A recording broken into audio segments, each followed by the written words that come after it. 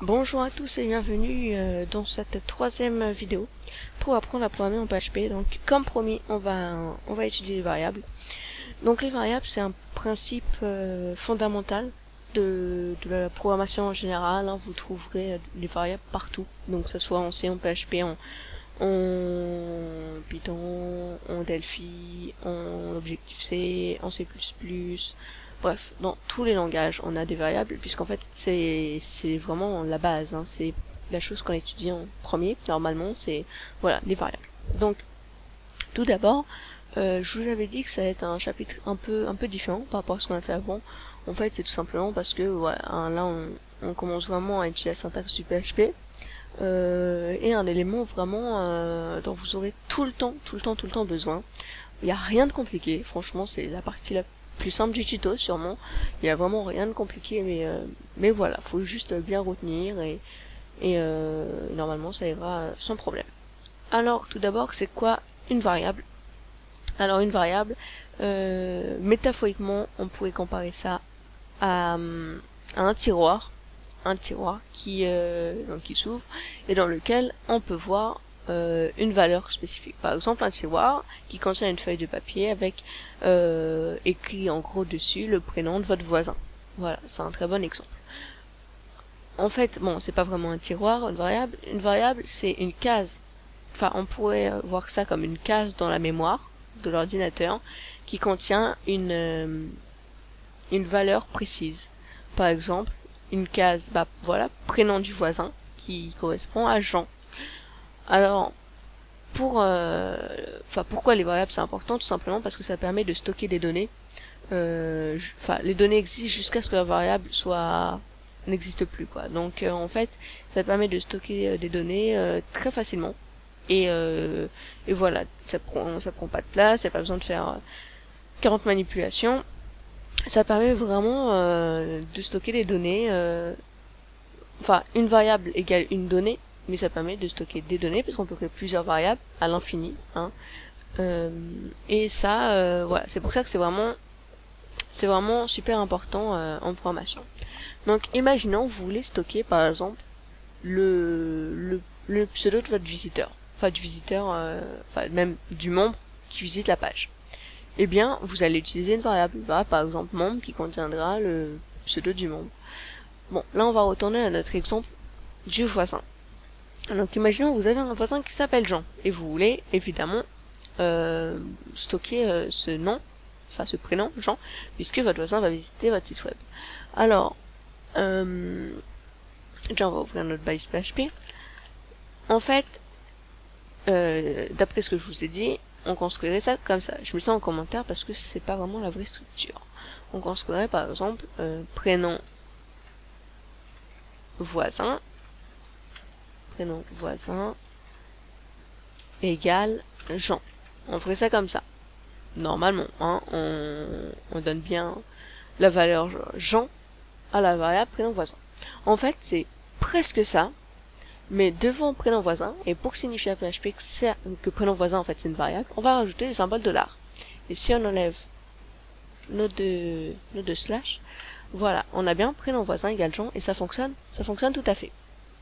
Donc là, on attribue la valeur Jean à prénom voisin.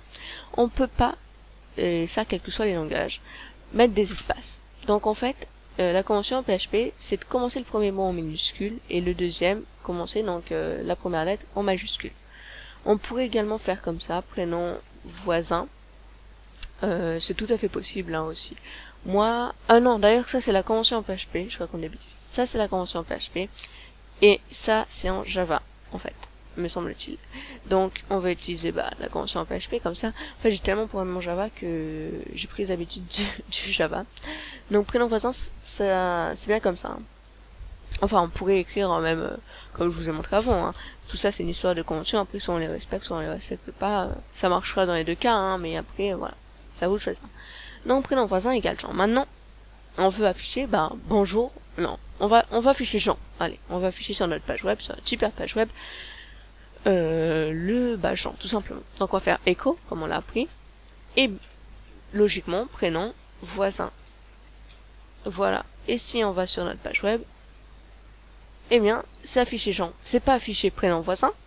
On n'a pas affiché ça. On a affiché la valeur de prénom voisin. Donc on a affiché évidemment Jean. Si on voulait afficher prénom voisin, la variable, on mettrait tout simplement entre apostrophes. Voilà. Et là, on affiche bien prénom voisin. Donc, là, je vous ai dit, enfin, vous avez vu d'ailleurs comment afficher la valeur d'une variable. Maintenant, et j'ai passé sur un point important d'ailleurs, je vous ai montré donc comment créer une variable, donc même comment on lui donne une valeur, mais sachez qu'on peut également faire que l'initialiser, que la déclarer. Là, en fait, on déclare la variable, elle ne contient pas de valeur, on déclare juste la variable. D'ailleurs, si on fait un écho prénom voisin, eh bien, ça nous affiche une jolie erreur. C'est pour ça que je vous recommande, à chaque fois que vous... Ah bah non, d'ailleurs, je suis bête. Oui, bah ça nous affiche quand même une jolie erreur. Donc, c'est pour ça que je vous recommande, je vais y arriver, à chaque fois que vous déclarez une variable, de toujours l'initialiser. Parce que des fois, ça peut mener à des erreurs un peu comme ça, bêtement, parce que voilà, on est un peu étourdi qu'on oublie d'initialiser. Donc, quand vous pensez déclaration, vous pensez tout de suite initialisation. Vous déclarez la variable, vous l'initialisez avec la valeur que vous voulez lui attribuer, tout simplement. Mais, donc là, on stocke une chaîne de caractères. On pourrait tout à fait faire une autre variable, âge, par exemple, âge voisin, et lui mettre, par exemple, 22. Voilà, imaginons il a 22 ans. Et si on fait un petit écho, donc écho âge voisin, eh bien ça nous affiche 22, très logiquement. Alors maintenant, vous devez vous demander, mais si je veux afficher bonjour Jean, tu as 22 ans. Parce que pour le moment, on a vu comment afficher bonjour, vous vous souvenez, hein, on l'a vu dans le tutoriel précédent. On a vu comment afficher, bah, par exemple, âge voisin, donc la valeur 22, à partir d'une variable, mais on n'a pas vu comment afficher, enfin faire un mix de tout ça. Donc bonjour Jean, tu as 22 ans. En fait, c'est ce qu'on appelle la concaténation. C'est un mot un peu barbare, mais en fait c'est ultra simple. Vous allez commencer, donc écho, vous mettre bonjour Jean. Donc vous allez mettre bonjour, et ensuite, pour dire, enfin pour signifier à PHP que là on commence une concaténation, vous allez mettre un point. Voilà. Vous allez mettre votre variable, donc prénom voisin. Un autre point. Donc les espaces entre les points et la variable ne sont vraiment pas obligatoires. Je les mets pour bien vous montrer les différentes étapes. Hein. Donc là ça fait bonjour Jean. On recommence une chaîne de caractères. Tu as un autre point. Âge voisin. Un autre point. Et en. Voilà. Et là, si on va sur localhost, tuto PHP, on a bonjour Jean, tu as 22 ans. Et en fait, c'est tout simple, enfin, c'est très logique, on n'aurait pas pu penser à plus logique que ça. Faut juste faire attention aux points, ne pas oublier des points, parce que si vous oubliez des points, ça va mener à une jolie erreur. Voilà. Donc, si on dézoome, voilà, ça fait ça. Donc, il faut toujours penser toujours aux points. Voilà. Concaténation, 10 points, tout comme variable, enfin, déclaration de variable, d'initialisation. Vous voyez, c'est la même chose. Donc là, bonjour Jean, tu as 22 ans, ça fonctionne très bien.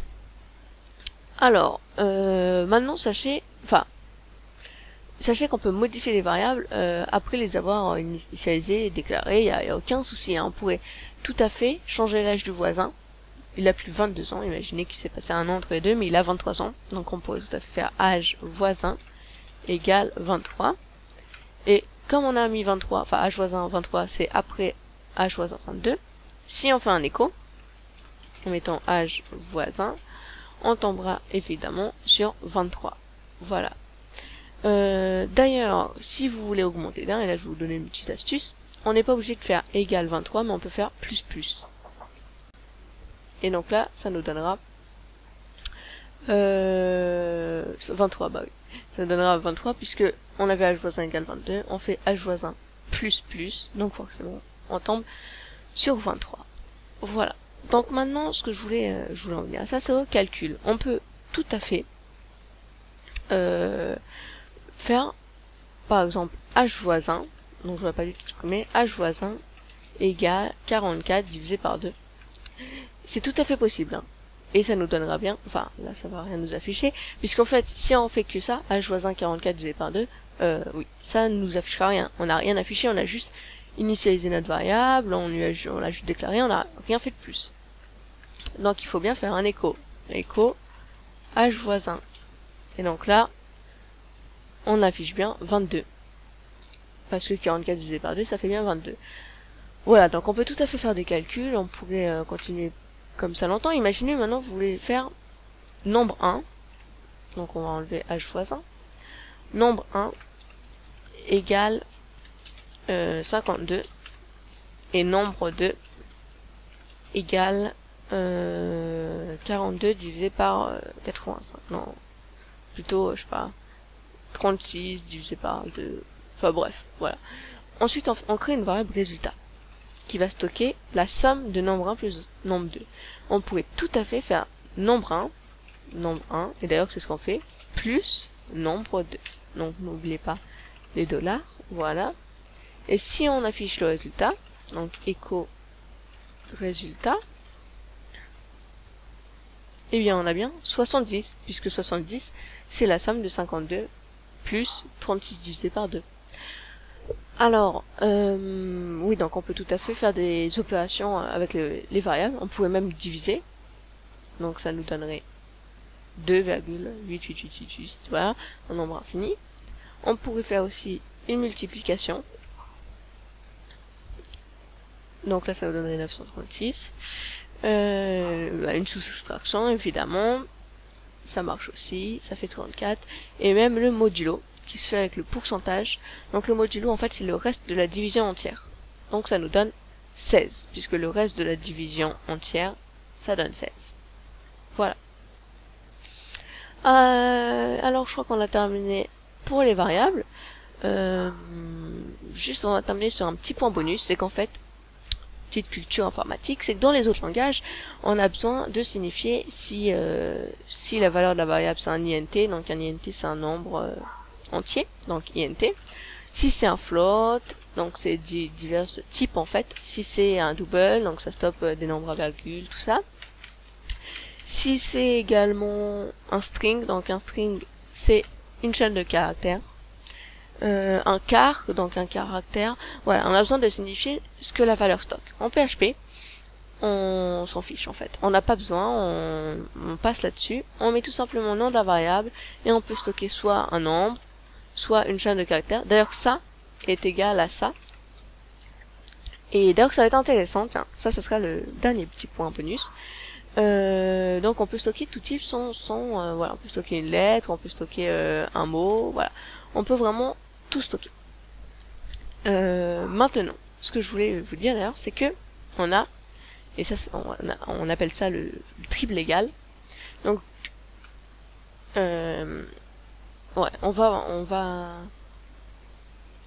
non, bon ça allez, ça on va le garder pour le prochain tuto.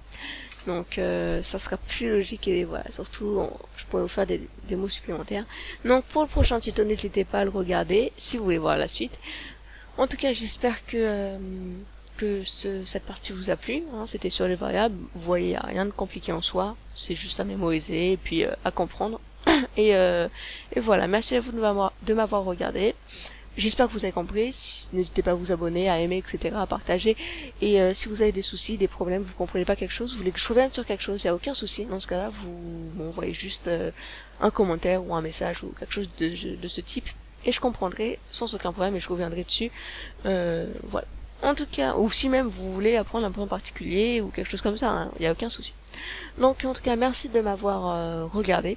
Et à très bientôt pour la 4e partie déjà de ce grand tutoriel.